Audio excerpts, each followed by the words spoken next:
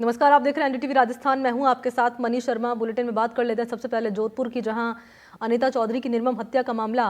इस मामले से जुड़ी अपडेट आपको दे दें कि कुड़ी क्षेत्र में दुकानें बंद करवाने पहुंचे प्रदर्शनकारी को पुलिस ने रोक लिया है। पुलिस के द्वारा रोके जाने पर प्रदर्शनकारी तेजा मंदिर में वापस लौट गए हैं। प्रदर्शनकारियों ने कुड़ी बाजार बंद करवाने का आह्वान दरअसल किया था और इसी बीच पुलिस का जाब्ता मौके पर लगाया गया। पुलिस ने प्रदर्शनकारियों को यहां पर रोक दिया है जो बाजार बंद करवाने के लिए पहुंचे थे यहां, और अब प्रदर्शनकारी तेजा मंदिर में वापस लौट आए हैं। प्रदर्शनकारियों ने कुड़ी बाजार बंद करवाने का आह्वान किया था।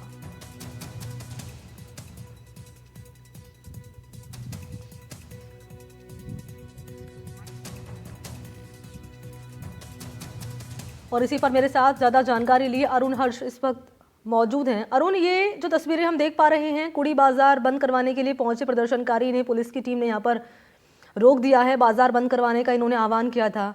क्या कह रहे हैं अभी प्रदर्शनकारी, क्या इनका अगला कदम रहने वाला है अब?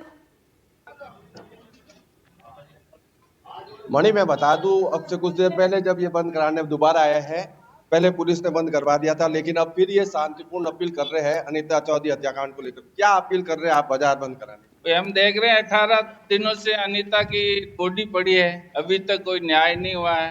पब्लिक के अंदर भारी रोष है। तो आज मार्केट वालों का, कल शाम को हमने कैंडल मार्च निकाला था, पब्लिक को संदेश दें कि, और ऐलान किया था कि मार्केट बंद करके बहन अनीता को न्याय दिलाने के लिए श्रद्धांजलि के रूप में एक दिन मार्केट बंद रखेंगे। इसीलिए सब घूम रहे हैं।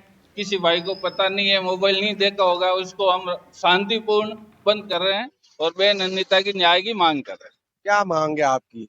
यही मांग है कि जो भी है सीबीआई जांच वगैरह हो और कौन कौन इसके पीछे हैं वो पकड़ में आए। जो भी सरकार की है वो सरकार जाने, वो जाने। हमारे तो मार्केट तरफ से, हिंदू समाज से, जाट समाज से यही है कि भी हम कुछ न कुछ विरोध किए। प्रशासन की आंखें नहीं खुलने की वजह से हमें ये करना पड़ रहा है। बाकी हम तो इतने दिनों से बैठे ही थे। हम ये चाह रहे थे कि ये भाईचारे का शहर है तो भाईचारा होगा। अब भाईचारा नींद में सो रहा है, तो भाईचारे को जगाने के लिए ये हम सब कर।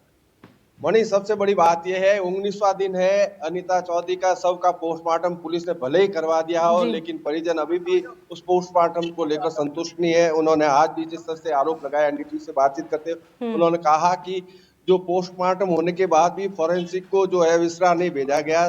पुलिस जानबूझ के इस पूरे मामले को लिंगर ऑन करना चाह रही है और यही कारण है कि लिपापोती के आरोप के चलते वो चाहते हैं कि सीबीआई बेनीवाल पहुंचने वाले थे अरुण, उनका क्या, उसको लेकर क्या जानकारी मिल रही है? अगर बात की जाए मणि, अगर बेनीवाल की, तो हनुमान बेनीवाल ने इन्हें कहा है कि मैं जल्दी यहाँ लौटूंगा, शीघ्र ही जोधपुर आऊंगा। उन्होंने परसों जिस तरह से जो है पुलिस का जाब्ता जब मंदिर के अंदर घुसा था और जबरदस्ती अंतिम संस्कार करवाने के लिए जिस तरह से प्रेशर माउंट किया जा रहा था, तो उसको लेकर हनुमान बेनीवाल ने कहा था। और उसके बाद आप देखिए लगातार आंदोलन गति पकड़ रहा है और आंदोलन की गति के साथ साथ आज आने की संभावना है। हालांकि अभी तक समय निश्चित नहीं हुआ हनुमान बेनीवाल का, लेकिन कह सकते हैं हनुमान बेनीवाल को लेकर ही परिवार की आस टिकी हुई है। और यही कारण है कि परिवार के लोग यही उम्मीद कर रहे हैं कि हनुमान बेनीवाल जब जोधपुर आएगा तब उनकी जो मांग है, जो सीबीआई जांच करवाने की, उस पर सरकार कोई निर्णय लेगी। लेकिन फिलहाल कह सकते हैं कुड़ी के बाजार बंद करवाने के लिए जो है जाट समाज और सर्व समाज यहाँ निकला है। लोगों से अपील कर रहे हैं बाजार बंद करने की। मणि, बिल्कुल, और क्योंकि यहाँ पर कई दिन बीत चुके अरुण हर्ष, अब तक अनीता चौधरी का यहाँ पर अंतिम संस्कार नहीं किया गया है और अब मांग कर रहे हैं, तो क्या लगता है कि अगर जितनी मांगे हैं, अगर कहते हैं ना कि एक कदम आप आगे बढ़ाइए, एक कदम हम आगे बढ़ाएंगे, तो इसको लेकर परिवार वाले क्या कह रहे हैं? परिवार वाले एक ही चीज कह रहे हैं कि हमें, और भले आप कोई मदद करो या नहीं करो, लेकिन सीबीआई जांच के लिए सरकार आदेश करे। सीबीआई जांच के अलावा उन्हें कोई जांच की जो है, उन्होंने ये कहा कि जब हमने नामजद रिपोर्ट दी तो हमने पहले दिन ही कहा था, और हमारी जो बातचीत हुई थी अनीता चौधरी की सहेली सुमन उर्फ सुनीता से, तो उसने भी कहा था कि जान का खतरा है। और उन्होंने ये भी कहा कि अब हमारी भी जान का खतरा है। जिस तरह से प्रभावशाली लोगों का नाम है और इस कारण से पुलिस उसमें जो है लिपापोती कर रही है, यही कारण है कि पुलिस लंबे समय से इसको लिंगर ऑन अभी कर तो रही है। अरुण हर्ष न्यायिक हिरासत में रखा गया है ना, अभी न्यायिक हिरासत में है आरोपी, तो परिवार वाले इस पर क्या कह रहे हैं? क्योंकि कोर्ट नहीं भेजा है ना न्यायिक हिरासत में, पूछताछ हो, कार्रवाई हो, कुछ सबूत मिले, उसके बाद अगर हो तो आप सवाल खड़े करिए उस पर। नहीं, परिवार का यही कहना है, पुलिस ने उसको सही तरीके से इंट्रोगेट नहीं किया है और जिस तरह से जो है गुलामुद्दीन को साइको बता दिया पुलिस ने और लूट के इरादे से हत्या करना बताया, जो परिवार के लोगों के गले नहीं उतर रही है कि चूंकि गुलामुद्दीन लंबे समय से उसको अनीता चौधरी को अपनी बहन कहता था और जो एक अंकल है, अमीर अंकल से मिलाने की बात कहकर उसको बुलाया था, लेकिन ये थ्योरी जो पुलिस की है वो परिवार के गले नहीं उतर रही। परिवार के लोग यही कह रहे हैं कि अनीता चौधरी के नाम से कई प्रॉपर्टी डीलिंग हुई थी और जो बड़े नाम है उन लोगों ने उसको हटाया है और साजिश के तहत हटाया और पुलिस भी उसमें बड़े नाम जो है उनको बचाने का प्रयास कर रही है।